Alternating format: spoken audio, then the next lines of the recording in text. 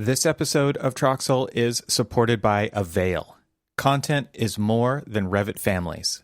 If it's digital, Avail can handle it. Learn more at getavail.com.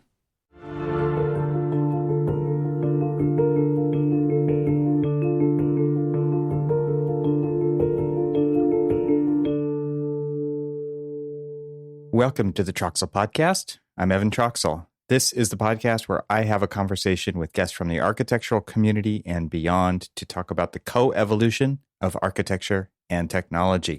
In this episode, I welcome Jason Gardner.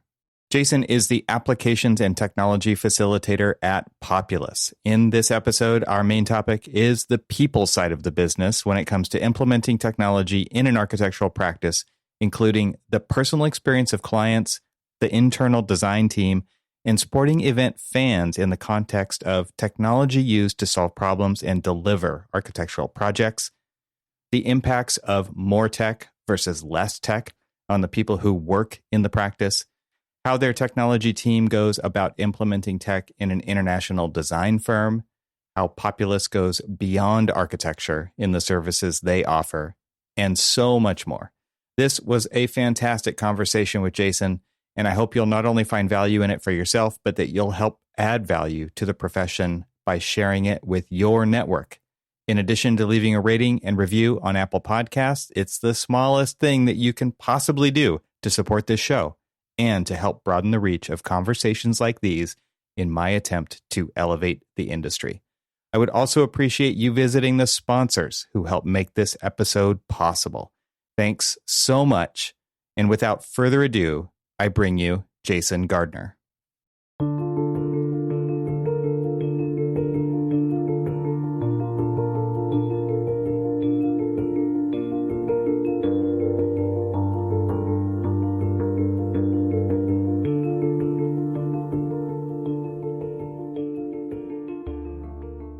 Jason, welcome to the podcast. Great to see you again.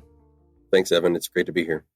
So we just saw each other in Anaheim, and I think before that, when was it, October? It was October of 2021. In Kentucky, right? Yeah. So that was fantastic. We met at the Confluence conference, so shout out to Randall and Jim for introducing us via that conference. Yeah, it was great. And you presented there. The theme for, I guess, that conference was reality capture, and you had a different take on reality capture. I did. So in traditional, technology terms, reality capture is augmented reality, mixed reality, 3D scanning, VR, like all the realities is what I like to call it. Just there's so many of them all of a sudden. Yes. But reality, I think is more what your topic was. So maybe give a little bit of an intro to that, because I can see the path of the conversation we're about to go down. And the way I'm going to frame it now is I want to talk about why we do what we do. And then we'll talk about how you do what you do. All right. Because I think it makes sense to start with why. So let's do a little breakdown of what your talk was, and then we'll just see where this goes. Yeah. So my talk at Confluence this past year was really around the experience of the reality, right? And it's using the technology to drive fan experience, to drive design experience, to drive client experiences. It's sometimes that, the reality of it is that the technology isn't the solution. It's thinking about our end goal, right? And then moving backwards from it. If you know what the end is that you want to produce, whether it's an event or a stadium or an arena, whatever it is, you're going to find the right solution to fill that void. And I think a lot of people tend to look at the technology first and drive that. And I look at it for our practice and our clients and for our events the other way. And I think that was the tail I was trying to get to with Confluence. And I think we had a pretty interesting group of people. We had industry, we had young minds and students from University of Kentucky who really had been looking at things one way. And it was very evident after the meeting. And my whole point was to say, look, you can't focus on one thing. I think if you're going to focus on reality or experiences or technology, you can't look at it. And I use this analogy as like a pirate, right? Through like a telescope, right? If you look at it like a bird watcher with both eyes open, you're going to see the best thing moving forward. And that was kind of my point with the reality of it. is that there's a lot of things you just can't look at with one eye open. Interesting. And I would posit to say that, you said that you kind of start with kind of divining where you're going to go, and then solving for that by reverse engineering it, for lack of a better term. And I actually think that's the only way you can ever get somewhere, is to know where you're going. Because if you don't know where you're going, you could go anywhere. There's so many like famous quotes about this, right? If you don't know where you're going, how do you know you're ever going to get there? Things like that. So that is the architectural project in a nutshell, right? Thinking about it as an architect, and you're a technologist at Populous. So maybe give a background of what Populous is about, what you guys do, and then what your role is there. Yeah, so Populous is a global design firm. We do everything from events to stadiums to arenas to, there's just airports. We have so many different range of projects that we do for our clients. We've done over 3,000 projects in 35 years, and we've done over $40 billion in revenue. And so, I mean, to look at the breadth of our work, right? And that is, for me as a technology person, I've been here a little over 12 years now, and I get to see and experience and help, I think, the top down, bottom up, as well as our clients in areas that I would never, ever thought I would ever be experiencing. And to me, that's the coolest part about my role at the company, is I get to sit at the table, and every table basically, and be a fly on the wall and say, well, hang on, raise my hand up, nicely and say, what if? I think that was the thing we took away, Evan, from Confluence is, what if versus no, right? I think that's where Populous is such a really progressive company, that we're always looking at the next way of doing it, the next evolution of doing it, the what if scenarios, from a stadium to a design to an event. And a technology point of view, the word no isn't what we focus on. We focus on what if and how and why, to kind of take a full circle there. But that's really what I'm experiencing and what I'm helping drive here.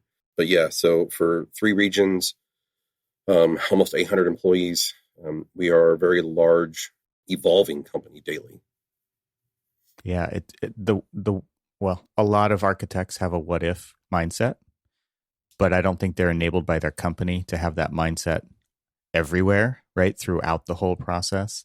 I think internally in a lot of firms, my experience is there are a lot of compromises made before anything even gets shown to a client. It's like, no, they'll never choose that. No, and we do the thinking for them for some reason. And that doesn't make any sense to me, right? And so what's interesting to me is this idea that Populous has this kind of what if mindset. So how does that permeate through the staff? Like, where's that come from? And how do you guys always hang on to that? Because, I mean, there's so much pressure in industry today to clamp down on things, to make things more efficient, make things more productive. And that's kind of at the antithesis of what if, right? Because what if is kind of open-ended, right? So tell me kind of how you guys square that all up at Populous. So it's a really good question, because, from our leadership down, it's a very open design platform, right? And they want you to use the best tool, process, whatever it is, to get the best result, right? And that's great in the design world. Sometimes that is a struggle.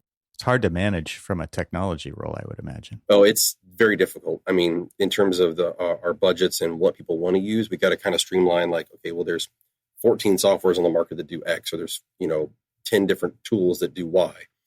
And so what do we have access to? How can they use it, right? And what is their goal? And this goes back to the goal, right? Is that if you have a goal to produce something, we're like, oh, well, have you ever used that before? And they're like, no, but we want to try it. I'm like, okay, great, you can try it. But ultimately, you have to produce something, right? And so from the top down, bottom drive of how we use tech, the leadership has said, look, we will help you be as productive as possible. And then you look at the inverse at the bottom of the production process, right? And you have to start putting in standards and process. And this is going back to your comment earlier about they want to streamline things, right? And we streamline things through our collaboration conversations, right? And each project can evolve a little bit and do their own thing, but we've got our own process, and everybody kind of figures what those are. from a design standpoint, it's not like a wild wild west by any means. It's a very structured, open platform. But what I find so incredibly exciting here is that we get so many new people that start here, right? And everyone has an idea, and those ideas start at the bottom of people who are doing the work. And I get to sit in rooms and listen to people and have conversations that not everybody gets to have. And I get to hear those things. I'm like, oh, that's actually a really good idea. Whether you've been here for 2 weeks, 2 months, 10 years, the experiences that you have of the work you've done need to be shared, whether they ended up good or bad. And that's kind of where I get to come in and talk with the staff and say, hey, you're a new hire and you've done things at firms for past 10 years. What have you done? What can I learn from you?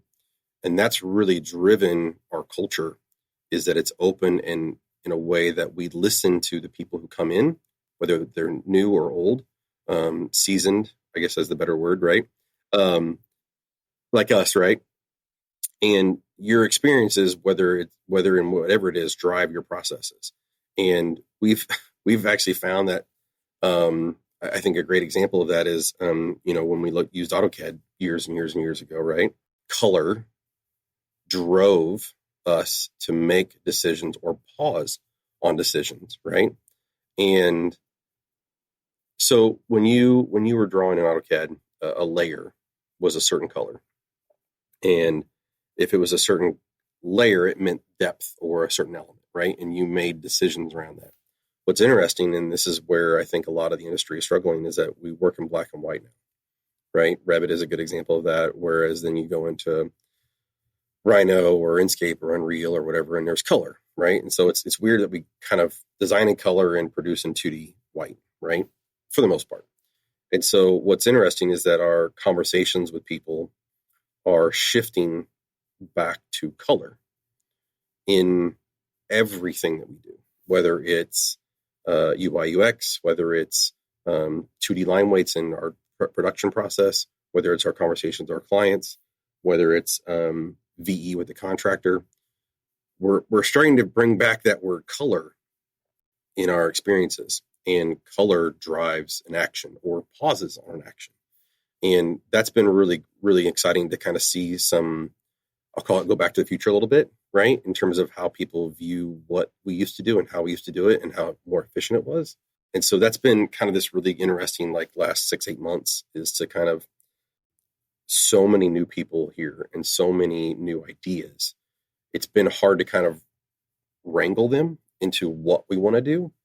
But yeah, it's just an exciting time right now. There's so many new people. There's so many new ideas. There's so many new tools. So many.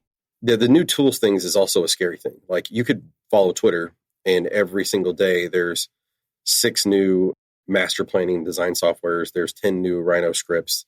There's 25 new plugins for design software. And that also gets you in trouble. If you're always looking at the next shiny thing, you can get yourself into trouble really quickly if you're like, ooh, I want to use that. Ooh, I want to use that, right? Without understanding what the goal is of its use. And I think that's where I go back to our event stuff, is that we get to break, like, there isn't any software on the market for our event work. Like, honestly, there's not any software on the market for stadium design, right? Everything we have, everything we've done, we've either built it ourselves or you and every other firm out there. Yeah, right. We've either bought it and modified it or built it, right? And the event practice is no different. Like, there's like 2 event products on the market that do event master planning at like an Olympic level, but nothing that we do, and how deep we go into the routes that a fan takes to get to their seat, or the route a bus takes to get to the parking lot, or how do we get people in to the stadium and how long it takes to get them into the stadium. I mean, it's kind of like a 4D construction planning software, kind of an idea, but at a different scale, right? Because you're talking about crowds, and you're talking about lines and bathrooms and concessions and checking in and security and all those things, that a lot of that is not on a construction site, right? Oh, 100%. And it was funny is that for the past 4 years of working with the, like, on site with the event teams through Super Bowl, Olympics, Final Fours, we have this thing called pivot, right? And it's our word we live by, right? Be in the shadow, but also pivot. And what happens is you can't always trust that technology is always going to work. And so you have to fall back on things. And you got plan B, right? And I think my favorite experience was there was some technology that didn't work, and we were trying to figure out the time that it took to get people into the stands, right? We didn't want to like hand out things to people to like, hey, hold this and then give it to the attendant when you get checked in, right? Like we wanted to take it out of their hands, right? And so we had these balloons that were like staked out on these markers every 50 to 100 feet. And so you'd pick a person out that would be by a balloon, and you hit a stopwatch and you'd watch them like a hawk, right? Like a bird. When they got there, you'd stop it, right? So technology is good, bad, ugly, right? It doesn't matter what the tech is. A stopwatch is good technology, right? It's all in how you use it. I think that's the key that Populous has helped me grow, is that you can use whatever you want, right? Whenever you want, build whatever you want, help us however you want, but it has to have a value to it, right? And the value could be to our staff, could be to our ownership, could be to our clients, could be to fans. And that's the part that I have to be really careful about, is that I don't throw too much at too many people, right? And I also don't look for the next thing. It's why is it needed, right? Yep. I want to get to this whole event thing. I think it's fascinating that your firm helps clients run and plan events and execute events, because in the role of an architect or a firm, that isn't a typical, right? Like that, you guys are continuing the relationship beyond the building, right? So I think I want to get there. But before we go there, I want to hunker down, stay in this part about what you do. You mentioned earlier that you're kind of at all of the tables. You're at the staff table, you're at the tech table, you're at the client table. And so maybe you can just explain a little bit more about what that means, because I don't think this is another thing that I don't think happens a lot, which is having a tech guy at the client table. And I get why. I mean, I totally get why you're there. I mean, you're the one who's doing the vetting. You're helping, you're sucking it all up like a sponge when you're sitting there with a client about the problems they're trying to solve. And you have the biggest amount of knowledge about what the tools are and what they can do. And then you get to kind of design the process as far as the tech side goes. So maybe just go a little deeper into that so that people can understand, because I think there's a huge value here, and not enough firms are doing this. And to me, it makes tons of sense, but it's also sounds kind of luxurious, right? Because Populous is a big firm, and not every firm can afford, I'm using my famous podcasting air quotes, to put what is typically seen as a technologist, which I think a lot of people think of as a support role. And this is support, but it's also kind of proactive support instead of reactive support. So give us a window into what that's like. Yeah. So my role, right, when I started here, or I've been at 5 firms over my career, they looked at it first as a tech role, as a support role, as a BIM role, right? And those all are fine, but I think that you miss out on the knowledge or the passion that I think that your support staff, your technical staff, whether you're in IT or whether you're in marketing, whether you're in accounting, I'll call it overhead role, right? I think that everybody has a passion, and my passion was R&D. And I started being able to, my background is architecture first, and technology second. My father worked for Hallmark for 35 years. So I kind of got to play in the tech world when I was a kid here in Kansas City. And then I wanted to be an architect. Well, I wanted to be a mechanical engineer. Then I was like, well, that's not what I want to do, but I like to draw. So I went into architecture. And then I got into residential architecture, got my own company, partnership, and then I evolved to where I am today. But all of that kind of was a spearhead of the tech, right? And that was my passion. It kind of funneled out of that. And my passion is the research of the tech and why it's needed. But at Populous specifically, my role started out as just help the staff, right, produce and deliver work. But through conversations and through the ability to communicate, to leadership and being in client meetings for design processes, I was hearing a different thing. And I took a moment to talk to leadership about what I heard versus what others heard and provide an opportunity for how to do something that wasn't really the norm. So let me pause for just a moment there, because also being director of digital practice at HMC, coming from a design background and architect myself, we're just problem solvers. Like I kind of don't care what the problem is.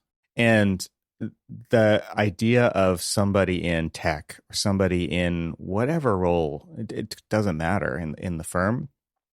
If you're trained as an architect, you think like an architect and you're just there to solve problems. And instead of just being reactive all the time, putting out fires and like trying to make people more productive, and it's like, yeah, those are great side effects of the drive of trying to solve problems. And I think like architects are so valuable in those positions. Yeah, I think that the reactiveness is helpful because you know how to solve the problem. But I think that the value that I bring, the value that my team brings, is that we're being in front of it. We have to be, I think the best quote that I've been told by Earl Santee here was, Jason, I want you to be on the leading edge of technology and make our company on the leading edge. Don't bleed us, lead us, right? And to me, that's been, I think, something that stuck with me for the past 10, 12 years is he has the trust. I think that's the biggest key word for me, is that I've been here for 12 years because they trust me. I've never led them down a path that they couldn't rely on. The result, there may be 3 or 4 reasons why to do something, and there may be 3 or 4 results out of a conversation. It's their choice to pick which one they want to go down, but none of them led us down a path of bad. And I think that's the biggest key word, is that they trust me, I trust them, the value add, right, of being in front of it. Because if I can sit in a room with a client, I think this is the point you're trying to make about being in the tables, right, is that I can sit in a room and listen, and I can have 3 or 4 ideas about what is possible in the moment versus saying, okay, great, that's great, I'm going to go do some research, I'll get back to you in a week, right? That's where I think I have to sit in the company in the Americas region specifically, is that I have to be able to answer within 20 minutes, right? Whether they ask me to do that or not, that's not the point. It's that I know that the only way we're ever going to show value, right, is that if we are the ones who have the answers. Not go research an answer. You may research a design process and make sure it's validated, right? But a solution, an idea, has to be in the moment. And I think that's where I'm working to show, whether it's the employee table, the operations table, the owner table, the fan table, right? Is that there has to be a reason in the moment to do something and why to do it. And I've got a lot of examples of that from working with the event projects. You know, Super Bowl this past year in SoFi, you know, you have to pivot because things happen, right? And what are you going to do about it? You get put in situations that the client relies on you to have a solution. So real quick, before you jump into this, because we're getting to that other part that we definitely want to talk about, and I just want to set it up correctly. So no apologies. So the idea here is that you, Populous, facilitate. You tell me the right words here because I don't know what they are, but you are helping a Super Bowl happen, and the stadium's already done. It's already built. Like, so this is beyond past architecture, right? This is after architecture. So set that up so that you can tell this story. Yeah. So one of the greatest things that our company offers is the event planning and coordination, right? And we get to help our clients, whether that is the stadium client, whether that is a NCAA, FIFA, Olympics, MLB, any of those are clients. They're partners. Honestly, I don't like to call them clients. I look at them as partnerships, friendships. I think this is so interesting because you guys are like, let's say you probably didn't even design the stadium. Sometimes you do, sometimes you don't, right? But you're actually helping them use their facility to the fullest. And I think like that's better than like an operations manual for a building, right? It's like you're holding their hand, helping them be as successful as possible with this gigantic thing that they this asset that they own, right? So that it can generate revenue for them. So I just wanted to go down a little digression there, but continue. Yeah, so that's a good point, is that they own and they use for normal operations, right?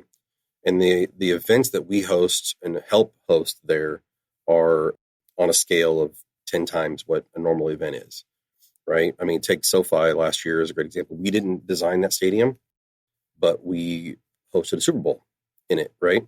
The event is bigger than the field and the stadium. Way bigger. The event is literally when you come on the property. Right. Right. It's like it has to be way out at the where the fence the is security at the street. perimeter is like immense, right? And what's interesting is it takes sometimes a couple of years, 18 months to design the process based on some research. And then the game happens. I mean, the Super Bowl happens in 6 hours. Yeah, right? That's what I was like. It takes all that time to get ready, and then boom, it's done. It takes 30 or 40 days to build up the Super Bowl. Final Four, it takes a month to build up that thing. My favorite event the past 5 years is an event that just happened last year, Field of Dreams. It is on another level for many of us here at the practice, because if you've ever watched the Field of Dreams movie, you understand what I'm talking about. What I don't think people realize is that thing had the highest baseball TV audience in 15 years, right? And this is originally it was designed as a one-off game, right? That was going to happen. COVID hit, right? But then it did happen. And the viewership, if you look at, like, if you were out there on site and people that couldn't come to the game but came to the movie set where the house is just to throw a ball with their kid, right? Like, on another level of an experience. And people who you didn't even know were playing catch with each other. Like, that was just so cool to watch. And then to watch Kevin Costner show up and do his thing, and then have the fans react, and at every level, whether you're 90 years old or you're 5 years old, right? And this is where I think the technology that we offer as a practice that I have to help with, and the way that we look at the tech, right? I think we have an obligation to use tech to help create new fans, right? How you use technology to design something is one way. How you use technology, and this goes back to the experience discussion, right? AR, VR, XR, MR, add an R to whatever you want, right? The reality of it is all in how you use the technology, right? And through Zoom, during COVID, we all had different experiences and different realities of things.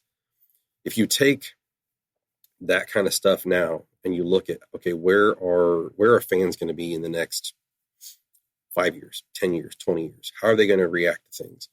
Where is the value? Is the value in the stadium? Is the value online? Is the value in the middle? Is the value in the metaverse? Like, nobody really knows right now, right?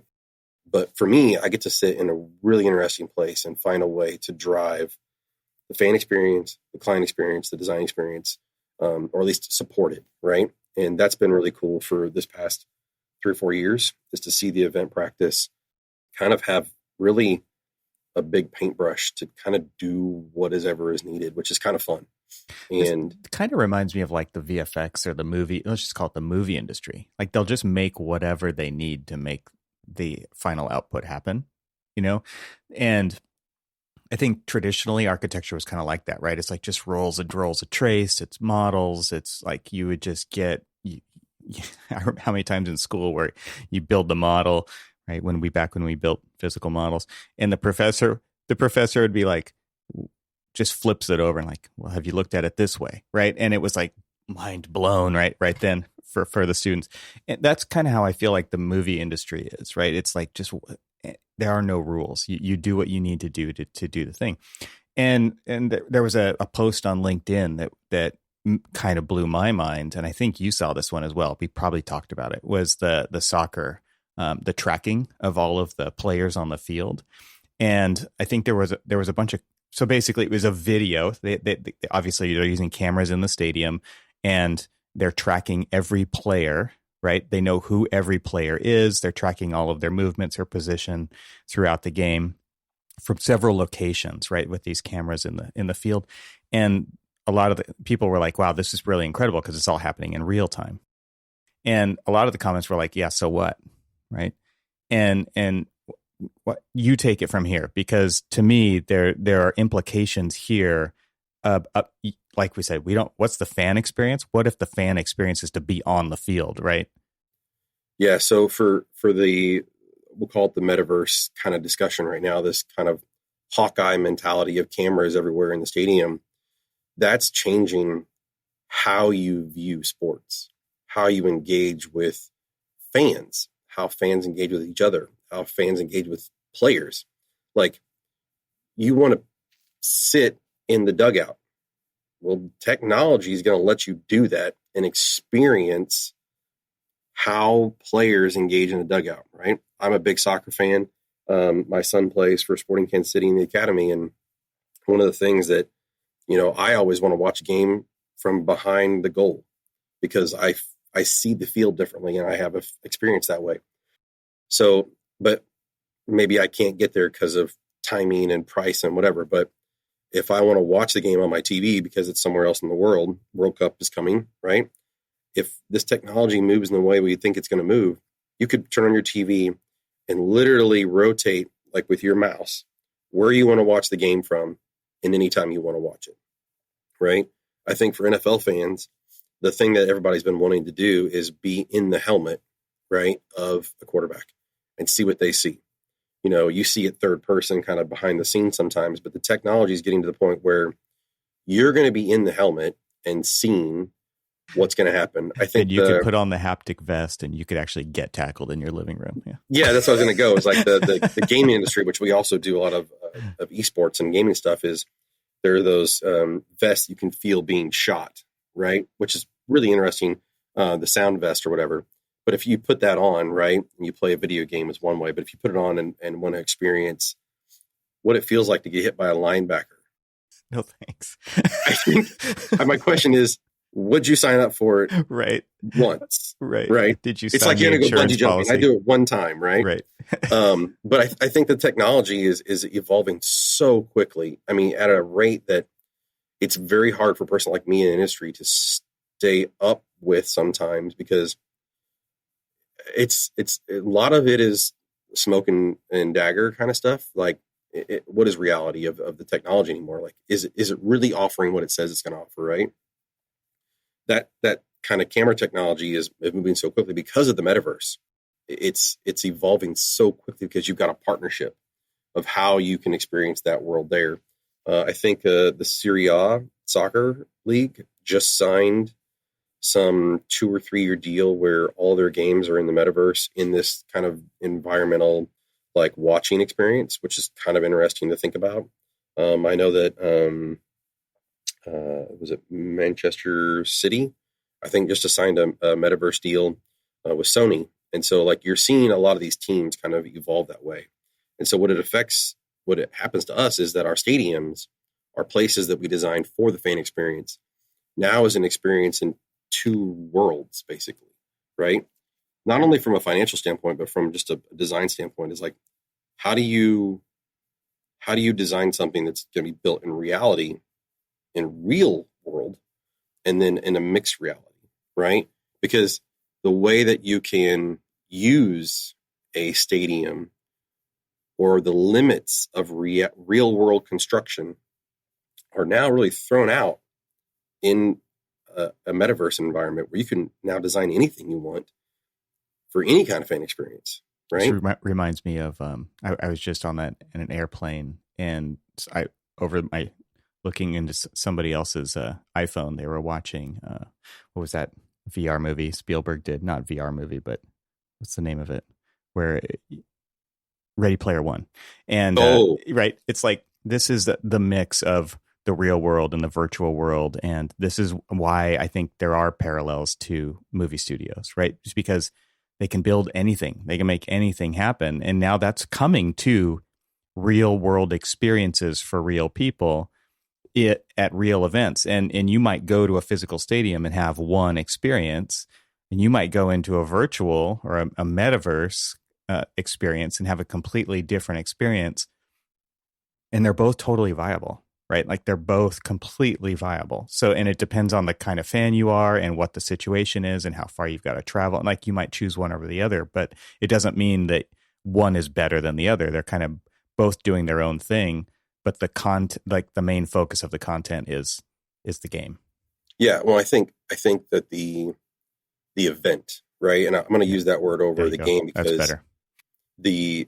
I look at, I'm going to go back to the Field of Dreams thing, right? Is if there is technology that's going to change, and let's say that you were at the Field of Dreams and you were playing catch, right? That's way different than watching the game. Yeah, that's probably a more meaningful experience. More meaningful, right? Like my father passed away a few years back, and let's say I wanted to play catch with my dad, right?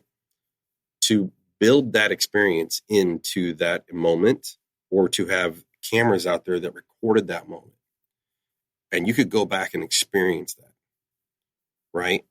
I think many people would pay for that because it brings you to a time of joy, right? And whether you're going to a ballpark, whether you're going to an NFL game, whether you're going to, I don't care, your kid's game, right? It doesn't matter what the event is. My daughter is a dancer. The way that you could experience dance is a great example, right? Like you watch it from a distance, right? But what if you could be in it, right? I just think that there's a whole opportunity here for how you experience events. We were going to go to the Blue Man Group here in Kansas City over the weekend, but it was just too hot. I always look at that. The Blue paint Man just Group. Wouldn't stay on. No, it would come right off, right? But I look at like that kind of like concert, right? Is like, it's an event. We put on concerts. We put on all these kind of things. Where you sit drives your experience. Kentucky Derby, something else we've done in the past, right? I think what's funny is that if you sit in the stands and then you sit on the infield, there are two distinctly different experiences that you get, right? What if you could watch a horse race from the horse? Like whole different discussion. Right. And feel it too. Yeah, right. That's so interesting. So I think that we're in, I think, we talked about the golden age of architecture years ago, right? And some have their own opinion of when that was, right? I think we're in a very interesting age of technology and how it applies to how we experience our own realities, right? Coming forward. And that can be at games, it could be at home, it could be whatever. And I think COVID, as bad as it was, it really opened the door to say the word no was like, oh, we can't do that. We can't do that. We can't do that. Now it's like, well, we did it. Now what else can we do? And I think that's really cool right now. Well, let's get back to this idea of starting with the end in mind, right? So give us an overview of an event like you're talking about, like the SoFi Stadium event, or what you're involved with from kind of soup to nuts in that whole situation as a practice. And then I want to take it from there and like go back into the office, and then kind of you also showed an example of like kind of pre-visualizing the stadium, walking around out on out in a dirt lot with iPads and stuff like that. Like these are two different things, but I kind of want to give the audience a sense of not a day in the life, but maybe months in the life of Jason, right, at Populous. Yeah. So for me, our event practice, they get involved basically from the time that they want to start doing they call it the overlay, right? It's the preliminary design process about how big is the event, where is the event going to be hosted, what's the stadium it's in, what's the security perimeter like. Basically, they set the tone and they work their way in, with all the stakeholders, and then it moves into the seats, and it just there's a whole lot of design involved to make sure you're supporting the fan experience and the security aspect of it, right? And then the revenue growth of it for our clients. That is sometimes very short, sometimes very long. FIFA, World Cup, and Olympics, those can be years in the making in terms of how they're designed and built. But for a standard event for us, let's call it Final Four, Super Bowl, or not a standard, but like I'll stay in ones that are recent, right? Probably a team of probably 10 to 15 people of designers. And those are architects. Those are, most of them are architects or have a background in architecture, because you have to speak the language, because you're basically doing a temporary construction. Design build basically is another term for it, but temporary. And you're out there on the boots on the ground, and you are working with the client, figuring out logistics of every moving piece that has to come onto the site. And if you go to a normal game, you're going to see all the trucks and trailers and that kind of stuff. Then multiply that in tenths by like 50 times, right? In terms of what you have to deal with and the different kinds of fans that are coming to that event. You have a very high level VIP, and you have, a guy who walked in off the street and is going to buy a ticket, right? Like, there's a very large gap there. And you got to design for all the experiences, all the security, all the entry points, all of that, and the time it takes you to get in. So what we're finding is that people aren't coming to the event for the event first and foremost.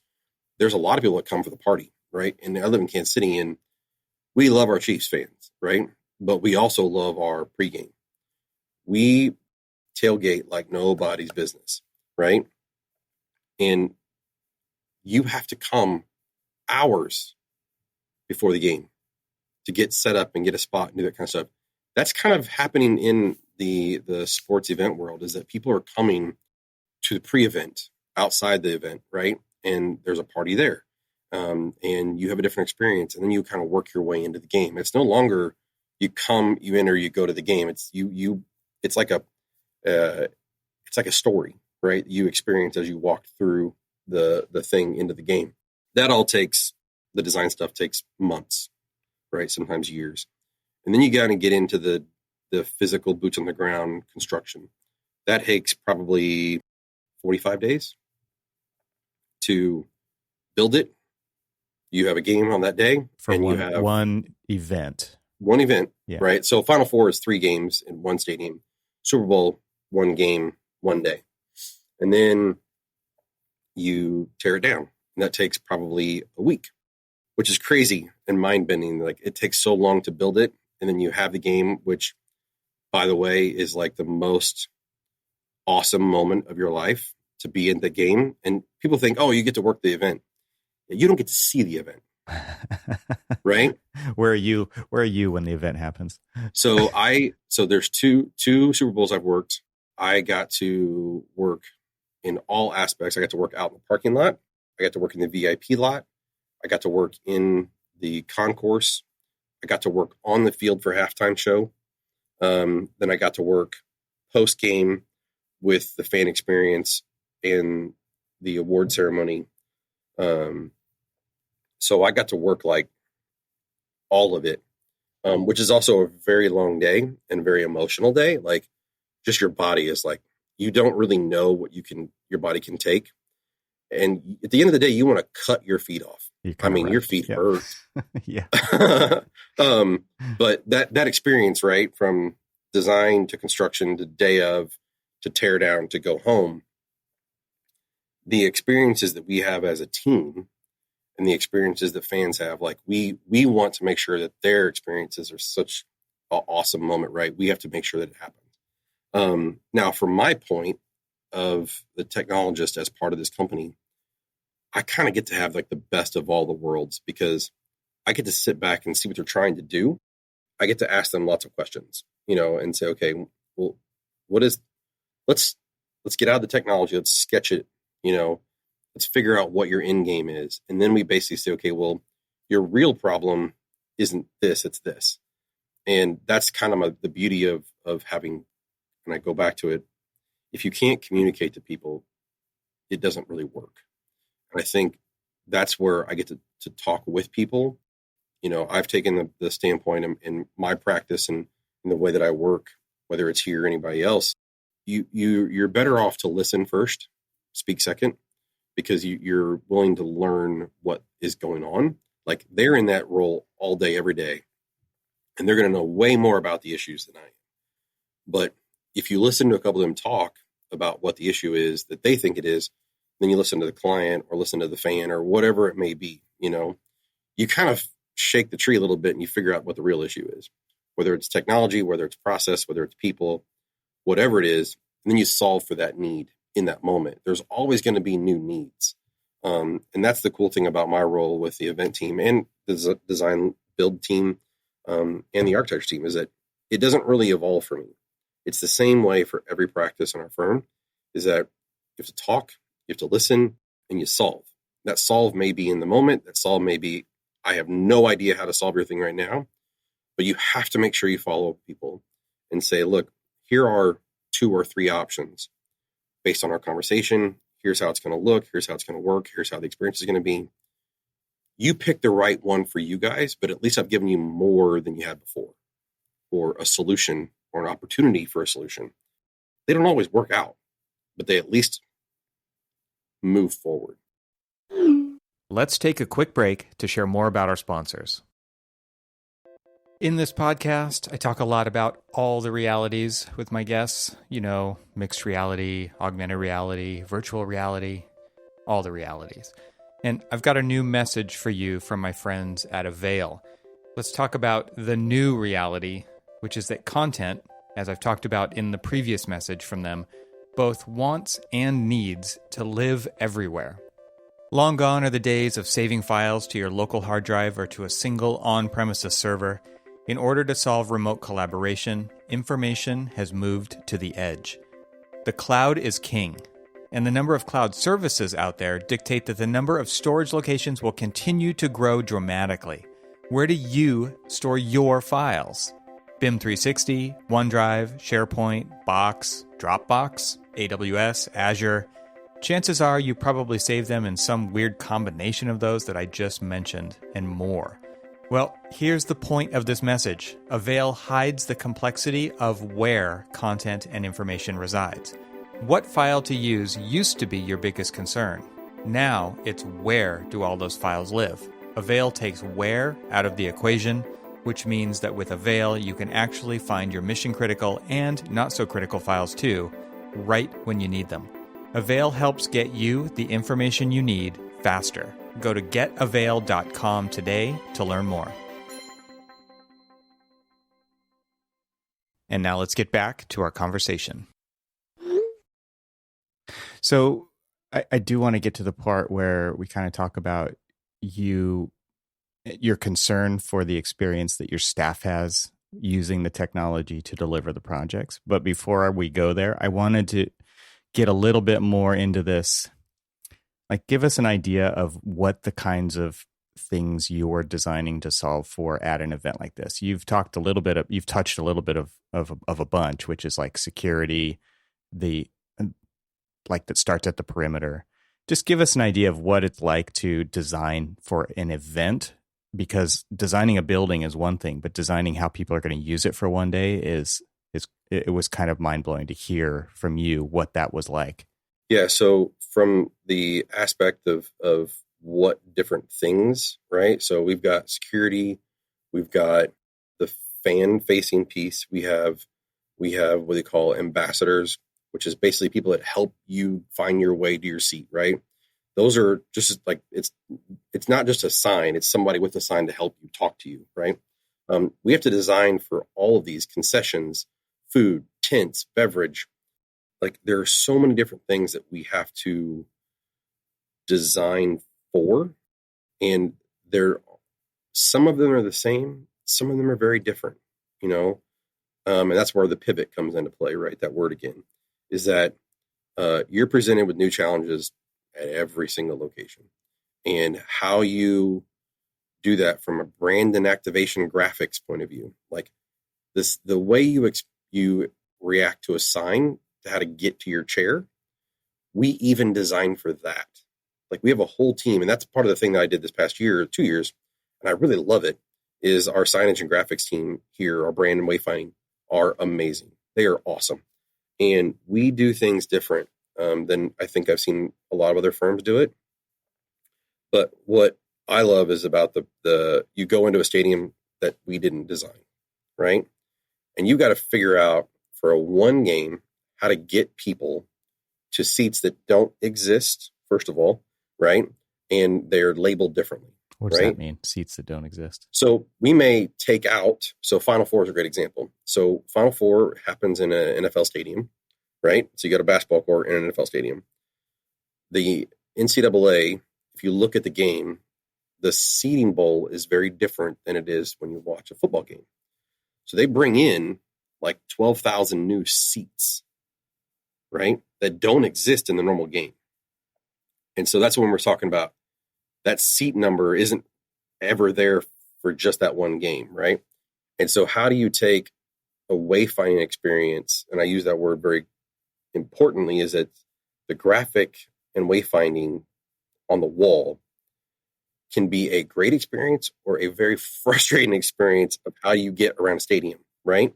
And so we had to go in and we had to cover up all the signs in all the stadiums that we do for the event practice, because you got to rebrand them, right, for that event. But you also have to make sure that you not only make them look good, but you have to make sure they're understandable and people get to where they're going to go. And I've gotten to be on that team the last 2 years, and I love it. I have met some of the coolest people in the world from all over the world. We had a guy from Wembley that was on our team last year in the Super Bowl team. I had a guy from Germany who was on our signage team. I mean, you just make so many friends that you look forward to the next event to be like, oh, here we go, right? Like you have your team, you're like, this is ready to go, right? But that experience for us, right, as friends, but now you've got experience, you got to all pull together and make this brand activation experience. And you talked about it before, is like, we do stadiums that were ours, we do stadiums that aren't ours, we do stadiums that didn't even exist except for that game and they were gone, which is a whole nother discussion, right? But that's part of it, right? And then you get into the other pieces of design. You have to design how you get broadcasters in. You have to design potentially even a new, they call it a compound for where the security team is going to sit and watch the game and have a conversation. Like, that's one. You've got to design for, I don't even remember how many media outlets that attend, right? I think in Tampa, we had so many different media outlets because it was the first real big game during COVID for Super Bowl, that we had the outside like roundabouts for like the big ramps. We had to design media outlets to sit out there on booths that were raised up that they could see from there because there wasn't enough space. And so that's like very interesting, like design for an event. You use whatever part of the stadium you can, however you can. I think when I was doing my technology walkthroughs, we had like this open, it's like an open bar area. It was like a little, like, I don't know, lounge. And I went there like before the game, did my technology stuff. I came back the week of the game to get ready. And there was like a whole new temporary construction built inside of this bar that didn't exist 30 days ago. And I was like, where did that come from? You know, and so it's interesting to see how the space is utilized normally and then how we utilize it for a game. It's an evolving door, basically. It's just very awesome. And the one thing that you didn't mention there that I think, you know, it's the players, right? The team, that the whole experience that they have of getting into the facility for that day. And there's a whole layer to it's got to be the best day in the world for them too. Yeah, the player experience of how to design a locker per team and whether you use even a locker for it. And some, like, you have some places that you have to make new locker rooms because the locker rooms that are required for those players don't exist, right? So you may have to build new locker rooms, and that's kind of cool, you know. And then halftime show, like pregame, postgame, halftime show, like all of those things we design with people because those things have to happen in the event. I get to work on development for the NFL for security stuff. My counterpart, Alex Callan, she got to work on some stuff for VIP and how we help with the VIP access. Like, so we don't only do the design of the event, but we also develop software for the event for our clients, which is a whole nother discussion. Like, that's where I think it's awesome, is that based on the evolution of our people and their passions, we reach out to people and say, hey, look, we noticed that you have shown some interest in this. Would you be willing to do X? And because we talk to people and have different conversations, we see like they're passionate about something. And so I have to make sure that I have an opportunity to elevate that employee or that whoever to be like, hey, you're doing great in this area, but I've seen you do this. And I elevate them through conversations with leadership or whatever it is, because your path is never clear, right? It's never a one track pony. I'm a great example of that. I've gone down many tracks, right? All because my experiences of what I've been asked to do or the conversations I've had have moved that. And I think we have to be more open to that, is that we have to be willing to listen to people more and say, hey, look, I want to do X or I want to do Y.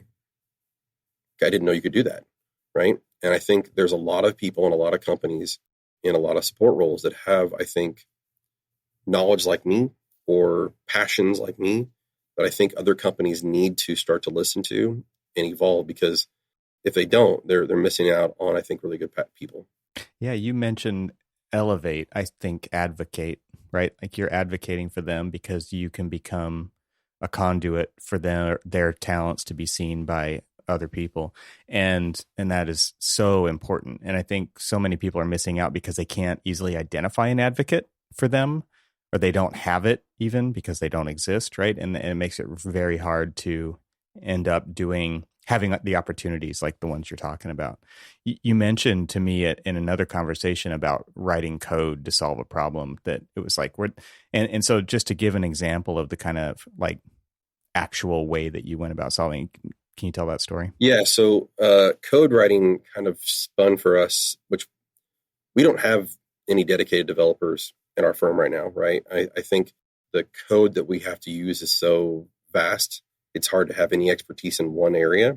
But what happened during COVID was we had to solve our own problems for code issues, like code writing to solve problems, right? For technology, whether it was in Microsoft or COVID processes or whatever it is. And so I was like, they came to me and they said, hey, would you be willing to like research this and maybe start writing code? And I said, sure. Like, I got nothing else better to do. So myself and Alex and a couple of us started kind of diving into it, and we started seeing there was some value in the low code stuff, like the quick turnaround on what you can do with small improvements. I think this is really important, is that people try and change the world with process. 1% for 100 people at a practice, or 1% for 800 people in a practice, is a monumental improvement in the bigger grand scheme of things. And so that's what we've been trying to focus on with our code development. Is I'm not trying to solve design. I'm not trying to solve the big stuff. The big stuff is a slow moving monkey and it just doesn't move, right? And so we focused on I think the processes of our code writing is around how does it have the biggest impact in the most amount of people in the smallest way? Because what we hear from people is, I don't want more tech. I think I'm hearing that. I heard it at Built. I've heard it at a lot of places I've worked and a lot of friends I have in every industry, is that what happens is people throw new tech at them, and the people who have to use it get frustrated. I think one of our employees here, Jeff Funovitz, said it best to me recently. He's like, you know what? I got out of school. The thing that I had to learn how to do was sharpen a pencil, Jason. He goes, I had 7 lead types and I had to sharpen. I'm like, yeah, I know. I used to do it too. I go, but we've kind of lost sight on what we've been asking people to learn, right? Is that when you came out of school, you had to be able to sketch and design, right? And then it moved into CAD, and then it moved into SketchUp and Rhino, then it moved into Revit. And now it's moved into 50 softwares that when you go to a new company, you got to learn within like a few months. And is that helping anybody? Is tech being sold and bought because the new shiny thing on the shelf? Or is it being developed to help? And I think that's where I think our industry as a whole, we've got to solve that. I think that there's a lot of things, and I can go on a tangent here, but there are a lot of things that a lot of software companies want to sell you. But are they really helping you solve the problem that you have? Are they helping solve the industry's problems? How do we do that? Because to me, you're right. And I do think they are trying to help. And what I like about all of these companies, and we could name off as many as we could, right? There's so many that they've got their lane defined and they're trying to build the best thing for that lane versus kind of what everybody feels like, the Autodesk, the ArchiCADs, all the different companies that are out there who tried to make the one thing for everybody, right? But they're also so hard to move those ships. They're so big that we're still stuck in a 2D output world, and not to mention the outside influence of insurance and contracts and regulations and permitting and agencies and all these things, right? I mean, they're all influences on the tools that we still continue to use. So how do I'm just curious if you've thought about this. Oh, 100%. So I've got an effort that I'm working on for our practice, but in general, like to solve our AEC industry issues that we have from design to delivery to a city, software works up into a certain point, and then it all dies at the same hill. It dies at a city process because, I mean, take a moment in time and look at our sheets that we have to print.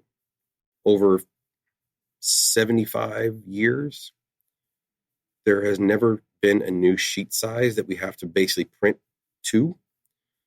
So if we haven't evolved that mechanism of paper in its functional size, we're never, ever, ever going to solve a delivery issue.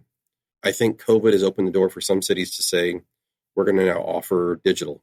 But the sheets are still the same. Yeah. The sheets are still the same, right? And by doing digital, all it does is people stop printing paper in their office and they make more digital sheets, which means they've actually done more work, right? And I've been telling people here in our practice is like, hey, do you know how much more work you've done? Like comparably, like the number of sheets, like a count for a younger employee who never really produced a set of drawings in our practice or a practice anywhere.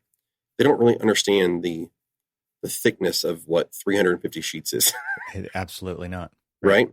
It's a scroll wheel on their mouse, right? It's just not it's the a same. Scroll and a wheel, and they look at it, it's a picture, and they zoom in and out. And I think that's something that we need to start thinking about is, and when you talk to software companies, Autodesk, Rhino, SketchUp, it doesn't really matter, right? The delivery of the product is never going to change until the city is willing to work with us as a practice. I mean, AIA and the contractors talk about BIM in a light that like the client hears as a shiny object and they put it in a contract and it doesn't really help anyone. It doesn't help them. It doesn't help us. It doesn't do anything better, right? If we just kind of like put people in a room, and didn't really talk about an initiative. Initiatives are where things go to die, right? They are.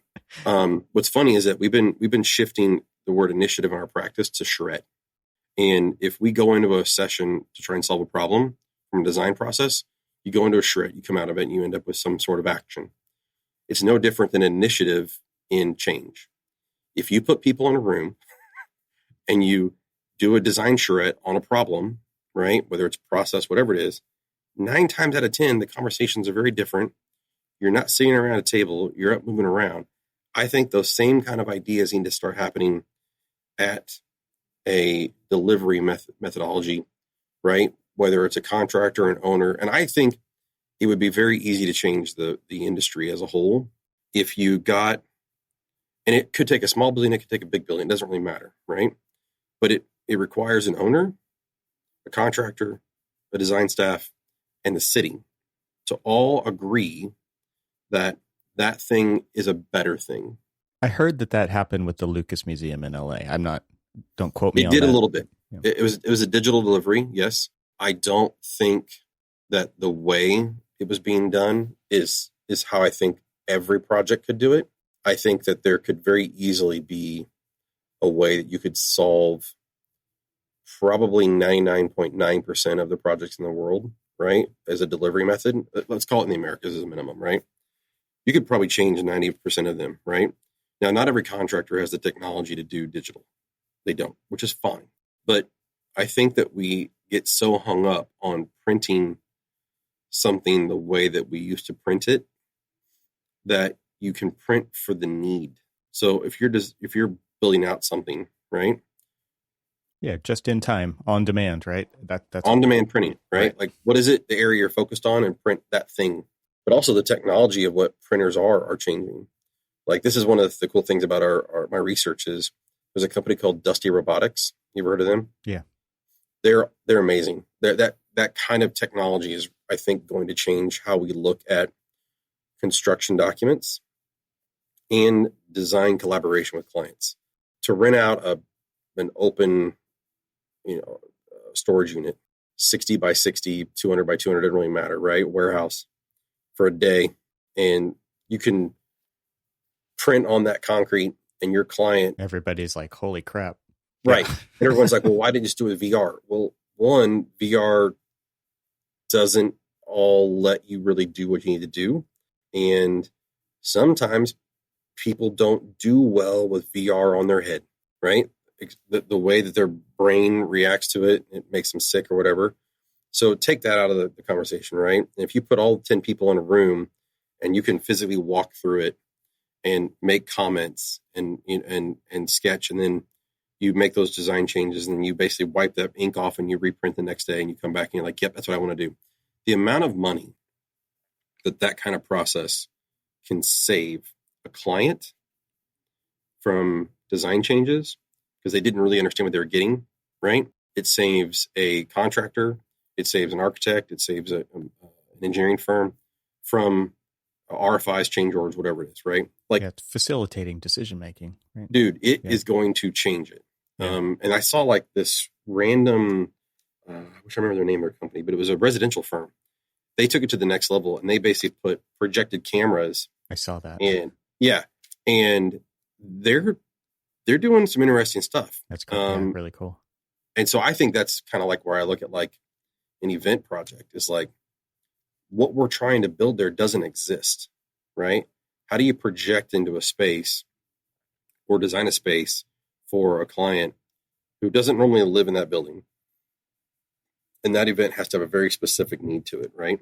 I think of it as that process can work anywhere. Renovation, design, led design, build, stadiums. It doesn't matter, right? Convention centers, all that kind of stuff. Knowing what's going to be laid out in front of you before it actually happens, you can solve a lot of problems. And I think that's where I get to is that it's a problem solving tool. And it's about communication, and it's about experience, right? Like, and having all the players there to experience it together is just when that conversation begins at that point for them, things are going to change, no doubt. But at the same time, it's visceral. It's right there. So it's different than looking at a drawing on a screen, for sure. Well, and that was that experience happened for us is that we had that company in, and we printed on our concrete here in the office, and we had 50 people, all different experience levels in the charrette space, right? What was interesting is that the key word was said in the meeting. It was like, this is a DD set, right? And you had practice leaders that kind of like didn't really grab onto that until it was all done, because it was laying out all the ductwork, everything, right? For this suite, basically. It was a hotel suite that we used as an example. And we get done, we print it off, and the printer leaves, and we start having conversations. And some of our leadership were like, hey, why are we showing ductwork and all this kind of stuff if this is a DD set of drawings? We said, well, that's what our projects are requiring us to do now. I think this is a key component for every firm out there, is that those that are leading, right, haven't always used the new tech, right? Or haven't had to deliver with that tech or that process or that delivery method. Probably never have, yeah. Never have, right? Right. And so for them to agree to a new thing that a contractor wants to use or a client wants to use, this is where I come in, or people like myself, or even very talented technologists at an architectural level should be able to raise their hand and say, hang on a second, that actually may create more work. It actually may create, it may be the shiny object on the wall, but it doesn't help us. It just creates more work or more risk.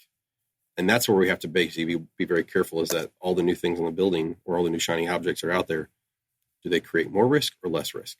I want to wrap up the thread on the, changing the outcomes about the delivery, and just say that, I think it kind of ties in parallel to things you were saying earlier, which was we have to have a seat at the table as architects because we're problem solvers, and we can help that outcome be better because we can see it from so many different perspectives. And so if you do invite the right people and have that conversation, it's kind of like you being invited to the owner table, the client table, the digital table, the practice table. It's the same kind of idea, which is we're problem solvers, right? And we can't change the outcome if we don't get all the right people together and actually talk about the outcome that we want to achieve so that we can then reverse engineer it and get there, right? Like, seems to me that's the theme of the episode.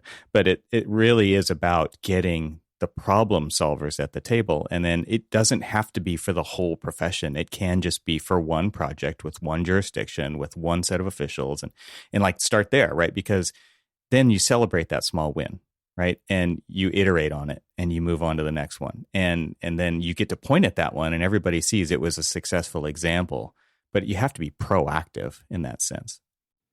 Yeah, you have to be, I think, look, there are things that you do, right? And they're probably not all going to work out, right? But you have to be willing to put your hand up and say, we have to do better. This is broken. Can we just all admit that this is broken? Yeah, and you can say it's broken for lots of different reasons. You can say it's broken because of how technology sells itself, right? As it's solving the world's economical problems, right? Like, there's lots of reasons why things don't work, and there's lots of reasons why things do work. I think you have to be okay and be willing to make mistakes and learn from them. And that's one of the things that I get to kind of, it sounds good and bad, right? It's like, in my research and my testing, I'm going to mess up. I'm going to, it didn't always work out like I had thought it was going to work out. I'm like, ooh, that's a cool thing. I'm going to go try that with the goal that's not existing. And then you come back and you're like, that's not what I thought was going to happen. Yeah. Right. Dude, this is science. That's exactly how science works. And so for me, from a technology point of view, is like, I have to take a science approach to it, right? Is like test and refine all the way through it. Right. And then, but at a very fast pace, right? Because when I speak up and say something, they look to me and say, okay, well, he's not talking just because he's talking. He's talking because he knows that there's something we need to be doing, or there's something in the environment or in the market, or there's a process that has already been tested and vetted, and we know it will work. Whether it's in architecture, whether it's an event, whether it's in design-led, design-build, whatever it is, whether it's design-facing or client-facing, I have to sit in that realm with the confidence to know that I've done enough research that when I put my hand up, I'm going to be heard for the right reason. Well, I want to start wrapping this up. I know you've been super gracious with your time. The last thing, I guess, I want to get back to what we talked about earlier that we teased, which was your staff's enjoyment, let's just call it that, of using the tech to deliver. And I know that that's important to you, right? It's you don't want your staff feeling like they're showing up to a fight every day, right? And so I know a lot of the research that you do is trying to find more enjoyable ways to do things, better ways to do things. There's a lot of ways to say that, but just give us kind of the backstory to that, because, in the end, the tech is a means to the end. It is not the reason we do what we do, but that also applies to the people who use it to deliver the project, not just the end user, right? So just give us a window into that world. So for our staff, they have to deal and wear many, many hats, and they ask me for help and I listen. And that's the biggest thing, is like the conversations and what they have to use and why they have to use it. It has to be enjoyable for them, because if they have to use a piece of software that is antiquated and it's 25 clicks and it's just hard, right? But they have to do it because of contract negotiations or whatever else, right? I feel like I would love to be able to take that process. And this is where I look at our employees, and they're my friends, right? They're my family. If I can do something in the way that our staff, my staff, the technology team, anyone in our practice, if I can give them back 10 minutes a day, that's 10 minutes with their family at home. They can go home to earlier. That is our biggest focus, is to help them be able to not stay here hours on end to do processes that are old, right? Because of antiquated contract deliverables, right? My whole focus for my family here, and our company, is to make sure that they can go home with an enjoyable day, go back to their family at a reasonable time, and deliver the best and highest quality work we can. And that's how I look at technology for our people, is that it's there for a reason. It's not the only reason. Tech isn't going to solve every problem for them, but anything that I can do, whether it's process, technology, custom tools, it doesn't really matter, right? It's all about them. It's all about them being able to go home and go in and come to work, wanting to come to work, remote or in person, right? And saying, look, I enjoy collaboration. I enjoy the design process. I enjoy architecture. I enjoy the event effort. Like, they're hard already to do those jobs. We don't want to make the technology have to be a burden on them or a process a burden. And so my whole passion is faster, better, stronger, right? But it's all about the people, and they have to be willing to want to use it. And if they see value in it, our stuff gets used all the time. If there's no value in it, it doesn't get used no matter who it is. But I think the most important thing and the passion for me is that people can go home with their families because we built something better for them. That's all. So what are some examples, just off the top of your head, that how you've achieved that? It's silly. It's like, well, that's the industry, the thing, right? A lot of them are just silly little things. Well, take we were talking about the industry earlier, right? Is like, okay, the industry has built design tools hand over fist for years, right? But no one's ever really focused on interiors. Like, no one's ever really built interior design tools. They built furniture tools, but not interior entourage design libraries, right? Yeah, they built entourage libraries. They built furniture design, layout tools, all that kind of stuff, right? But never really interior design process tools, right? And we have some things here at the practice that we've built by listening to what they have to do and how they deliver it, that have made the simplest tasks, millwork design, interior elevation processes, just documentation things that are required, but because the out-of-the-box tech doesn't exist, or no third-party company has really thought about the value and how many interior design architects there are, like, where is the value to that, right? They look at it's huge, it's massive, right? Brand activation. Like, there was a process that our team was doing that took them 3 weeks in the production process. Through a simple conversation and listening to the real issues, we took that down to 3 hours. And when you talk about the number of signs in our projects, that's huge, right? And so that, to me, makes me feel good when you've got a person who has a want, has a need, has an issue, and it's the simplest thing in the world that should have been solved by the technology that exists, because it should just be built into it because it just makes sense. But it doesn't exist, or no one's ever thought about it. But there's a disconnect between the people who make the tech, the software, and the people who do the work, right? And so that's an important point, is that a lot of the software companies, when they started, they're really good because they're listening to the people that buy their product. Like, that's where I think a lot of these startup firms are awesome, is they listen to the people who are buying the product. When you get to a certain point, there are a lot of firms that listen to their investors, and you lose sight of who's really using and buying your tool. Yeah, the investor doesn't mean that they're a user. Yeah, correct. Yeah. If you're an investor in a product, you should be asking for your development firm to listen to the buyer of the product. You'll get more money in the long run, right? And that's kind of where I've taken my step is I have a lot of partner relationships in the startup firms, in the design firms, and the tech firms, because there are a lot of really amazing developers. I mean, there are some people who are popping up right now on the industry who are just one-off individuals who are just like F the industry, and they're doing some cool stuff because they're like, I'm tired of waiting for it. And if they had the right backer, the right partner, the right exposure, they would be able to make some serious changes. And I think that's where, as an architectural practice, I think a lot of the AEC leaders, the firms, I would like to see there's a part where there's a competitive edge, right, in some of the things you do.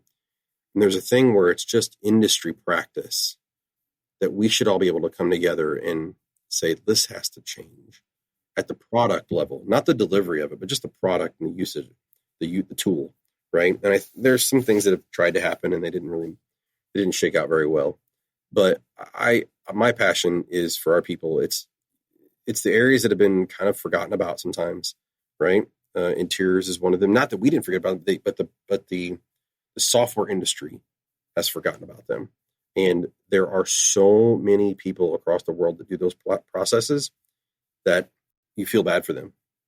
Well, once you reach some kind of market saturation, you just stop listening because you're looking for another market, right? Who has a completely different set of things that are now getting listened to, right? Because they're actively building that. And the old audience is, just being nursed along at that point. I think, just trying to put an idea of you guys solving that problem for your interior designers, which makes them happier, just to put it in an easy way. But the value that delivers to the client and it's funny because that the term ROI comes to mind. You can't actually put a number on it, right? But the ROI on the value that has happened, that right there through the whole process is enormous. Like, you're talking about saving hours. It's not just about saving hours, right? It's way bigger than that, because then you talk about the actual event that happens and the people who have that experience. Like, again, you can't put a number to the ROI, but what you're doing is creating a relationship with the client because of a tool that you built for your interior designers that is going to pay dividends for years, right? And that's kind of how you have to frame it when you talk about solving these kinds of minor problems in the pipeline, right? It's like it has humongous implications, but a lot of people who are disconnected from the process, not the software vendors, but even on our own practice, they just can't see that. And so you have to actually do it and then say, let's have a conversation about what just happened right here. Because I think enormous. The big thing for me is that, like, if you take like the interiors group, right, is like, okay, what am I giving them back? Am I giving them back time with their family? Am I giving them back time to focus on coordination? Am I giving them back time to focus on design, right? Because we're all wearing more and more hats because we're asked to do more and more things, which means that we have less time sometimes to do design because we have all these other things to do. And if in our practice as a design practice, my whole focus is to make sure that design is happening, right? And so if little processes can be improved along the way to reduce our risk, to improve on our coordination, but get better design at an event level, at an architectural level, at an airport, whatever it is, right? Like, is the most important thing. And I'm going to go back to the airport comment real quick, because I sat in a presentation. This is going back to the comment I made earlier about listening. And it goes back to wayfinding and graphics. And I sat in a presentation it was an airport presentation for materials and how they had an RFP. And this goes back to the technology point for like being at the table, right? They had an RFP to review the materials, not for the people that were in the airport, but for the support animals that were in the airport. And I sat back in my chair and I was like, where is this going? Right? We spend all this time focusing on design for people, but when people can't experience the building because of a thing, right? And you have to have a companion to help you through that. And that companion is impaired because of reflectivity, because of noise, because of all these things. And I hadn't even thought about Sure. Right. Right. This is another level. There's another level, right? Yeah. And it happened to me because I was trying to solve a problem in our firm. And I was like, I know how to do it, right? And I solved it with color in a way that I went back into the future, right? And one of our lead senior architects said, I love what you're doing. It makes sense for 99.9% of the people in our firm. And I said, but what about the other person? He goes, it's me. And I'm colorblind. And I felt horrible because it hadn't dawned on me. And he wasn't mad at me. It was just that I have to start listening more or thinking broader. I think we all do. And I think that the airport conversation and listening to about how that the light reflectivity for a companion, right? The noise of a companion situation, the color for someone who is colorblind. All of those things become experiences. And if we're not listening, you're missing. And I think that's what I want to end on today is that you have to be willing to listen to whoever is in the room. Because if you're not listening, you're not solving. Jason, this has been an awesome conversation. So good. I hope I didn't just go all over the place for you. You did go all over the place, Jason. You should be very ashamed of yourself. This was fantastic. I really appreciate your time today. And so I'm going to have links to everything Populous, social media wise. Is there anywhere else you want to send people where they can see what you're doing? Just our website and to our social media accounts is fine. And I'll double check with our marketing department if there's anything new. But yeah, I'll send you all those links and we can go forward from there. All right. I appreciate your time, man. This has been fantastic.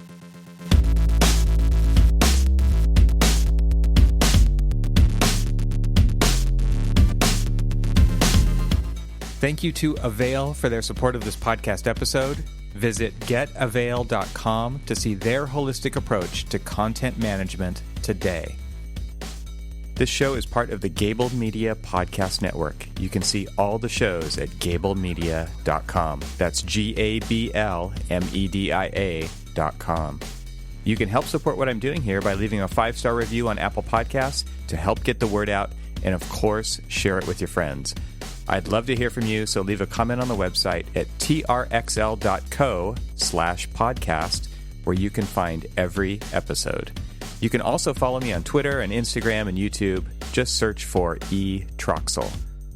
Talk to you soon.